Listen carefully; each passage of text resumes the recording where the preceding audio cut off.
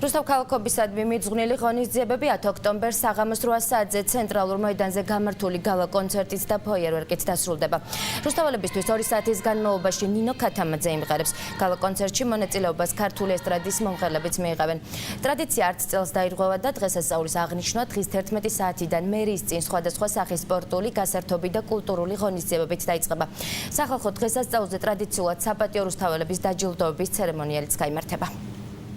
დილიდან იქნება ღონისძიებები და მთელი დღის განმავლობაში 12 საათიდან ღამემდე იქნება, ღამის 12 საათამდე იქნება ღონისძიებები და ყველაზე მთავარი რაც არის, თითქმის ყველა ასაკის მაყურებელს იქნება ეს განკუთვნილი, ასე რომ მთელ ქალაქს არა მარტო ბავშვებს, არამედ მოზარდებსა და ხალხშესულადანსაც ვიწევთ რუსთავის ცენტრალურ მოედანზე ერთად ვიზიაროთ რუსთავ ქალაქով. 10 ოქტომბერს მერიის მიმდებარე ტერიტორიაზე მოედანზე გაიმართება სხვადასხვა ღონისძიებები ყველა თაობის მაყურებლებისათვის, ეს იქნება კონცერტები და ასე შემდეგ, სხვადასხვა ღონისძიებები.